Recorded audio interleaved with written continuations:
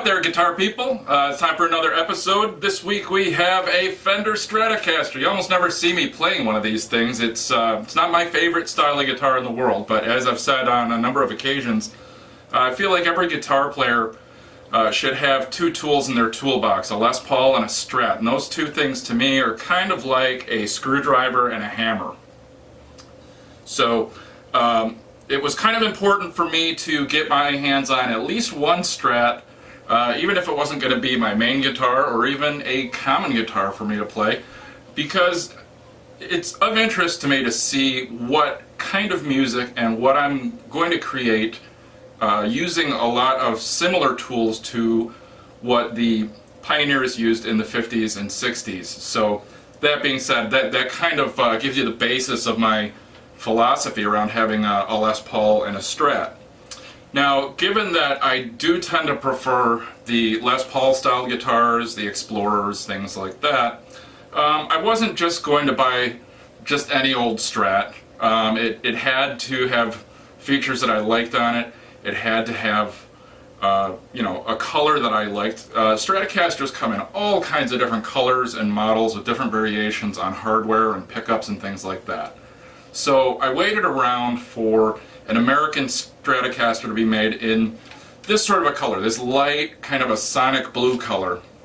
And from far enough away, or even in this kind of a light, it may not even look very blue. It may look washed out and kind of white. It's a very, very, very light powder blue color, but it's always been kind of an interesting color to me.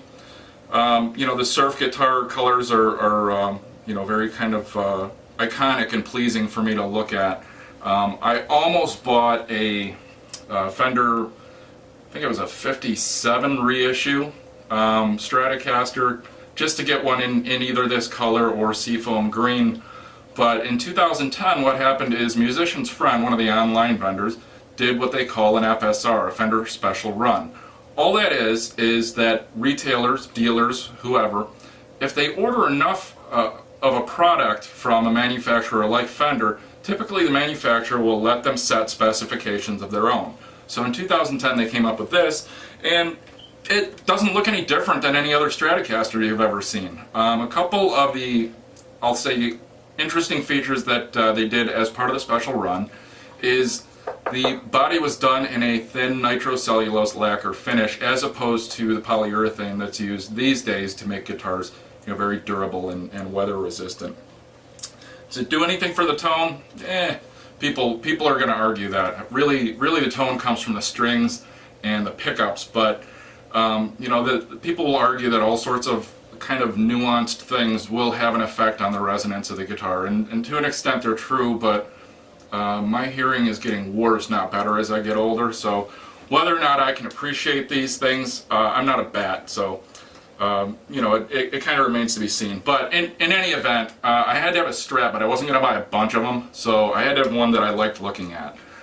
Some guitar players will say that looks don't matter. Looks absolutely matter. It's got to make you happy enough to want to play it. So that kind of goes through the philosophy of why I got this one in particular. Some of the other features it has, all the plastics are aged. They call this color parchment. And it's an off-white color, I think, that they do a lot better than Gibson does. Gibson's aged white tends to look kind of pink, especially when it's new. The pickguard and the cavity cover are white pearloid, which is made to simulate mother of pearl. Looks kind of like toilet seat, as they used to say. Like most Fenders, it's a bolt-on neck. 4 bolts with a micro-tilt system that allows you to very subtly adjust the angle of the neck so that it lines up with the action better and you can get better playability. The neck is a maple neck with what they call a skunk stripe, and the fretboard is rosewood. The tuners are staggered, which means the posts are at different heights to allow for consistent tension across the nut on the string, so you don't have to rely as much on string trees, although this does have a string tree. The bridge is your typical Fender 2-point tremolo system. On this American Standard model, they went for bent steel saddles instead of kind of the cast zinc or whatever metal they use. on the cheaper ones. The bent steel saddles are kind of a throwback feature that they put on this model. And the tone control on the bridge pickup's kind of interesting. When you put it all the way wide open on 10, there's a detent to keep it there, and you have to kind of push to get it off a 10. And I think that's so that you don't inadvertently kind of roll it off and muddy up your sound if you didn't want to. But I find that particularly under, overdriven sounds, the treble pickup at 10 tends to sound pretty bright and harsh, so I very seldom actually have it on 10. If you've ever walked into a guitar store, you've seen a Stratocaster. Fender makes them in the U.S. and in Mexico. They have their offshore brand, Squier, make these in China, Indonesia, all kinds of places. The thing about Stratocasters is that they were designed right from the get-go to be easy to produce. Leo Fender was not a musician. Leo Fender was an electrical engineer, and he designed amplifiers. He wanted people to play his amplifiers. And to have a need to play his amplifiers, they needed to have electric guitars. So what he set about doing was he set about creating electrified instruments. His most popular ones became the electric guitars and electric basses, but he also made things like electric violins. And he wasn't really, as I said, much of a musician himself, but he understood that the popular brands at the time, which were Gibson, Gretsch, even Rickenbacker, were a little on the expensive side. So he set out to make a guitar that was going to be about half the price of a Gibson. And that was done intentionally so that it would be more affordable. It's not a knock against the guitar, it was just designed with a different philosophy in mind. And kind of to that end, if you want to compare it to Gibson, its main competitor over the years, Gibson guitars were hand-built instruments, and when they decided to kind of expand their production, they custom-built machinery to replicate all those laborious hand steps that master craftsmen had to do. So they've got jigs and presses and things like that that are very, very specialized to the art of making guitars the Gibson way. Fender, on the other hand, designed this guitar and the guitar before it, the Telecaster, to be easily manufacturable using locally available timber. Didn't matter what kind of wood you used, and to do it using standard machine shop tools. Belt sander, bandsaw, that sort of thing. You didn't need any special guitar jigs to build something like this. You just needed to be able to measure, cut, and sand. And to that end, one of the big differences between Gibson and a Fender is the angle of this headstock. On this Fender, it's pretty much in line with the neck. That means the neck can be made out of a relatively thinner single plank of wood. You don't need to have this thick piece of wood to carve this angled headstock out of. That means they get a lot more mileage out of their wood. It means that that they're less subject to issues of supply availability, and that, as I said, they can be produced on standard machine tools. They can set up a factory anywhere to crank these out, and they will be made to spec. And that was just kind of the philosophy of Leo Fender in designing this guitar. Later on, he went on to form another company called G&L, where he made some refinements to these designs. But this was revolutionary in the early 1960s and late 1950s when it came out. It was a guitar that came with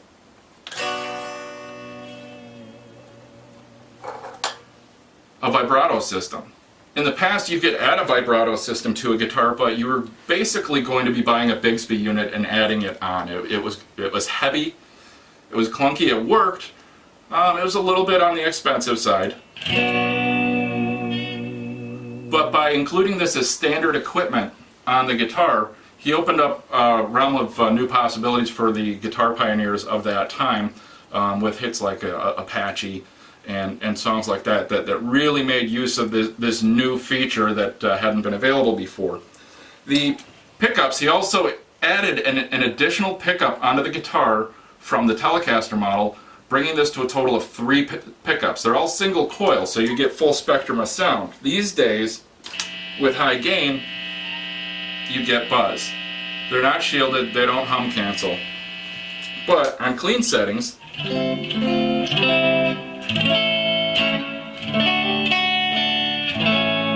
have a very full, round, warm, full spectrum kind of a sound that sometimes humbuckers don't do it as well. Humbuckers, by their very nature, are designed to cancel out certain frequencies, so you're not going to get that full spectrum of sound, because by design you lose some of the sound out of a humbucker with the intent of killing sound that is perceived as noise.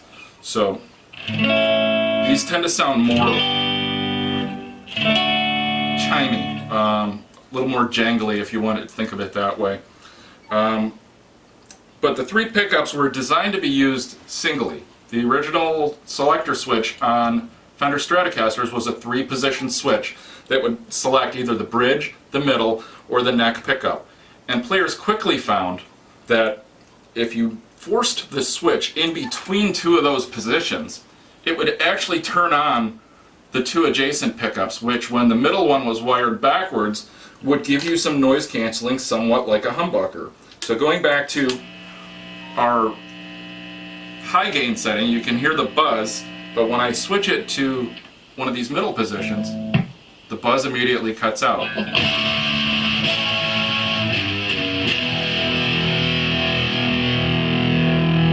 You can hear, though, that the sound isn't quite as bright.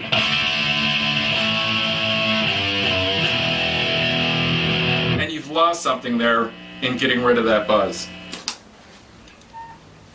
Fenders are made all over the world. You can get cheap ones for under $100 under the Squier brand. It's going to look the same, and a novice guitar player probably won't be able to tell the difference very well.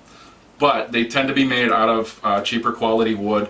For sure, they're going to have cheaper hardware that isn't going to stand up as well to abuse, and they're not going to be finished as well. To give you an example, this guitar was made in 2007, which is, as of today, 7 years ago, and the neck is still extremely smooth. I'm running my hand up both sides of the neck, and there are no sharp fret ends. This is with effectively zero maintenance. I play this guitar so little that it really doesn't get taken out very much and maintained or taken care of. It pretty much just hangs there until I need like an odd single coil sound for something.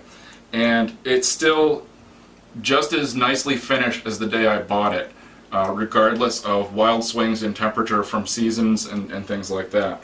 I've recently set this up to be even more playable. But really where this guitar shines is in its neck sound. This is a sound that a Gibson guitar with humbuckers really has no way of even approaching.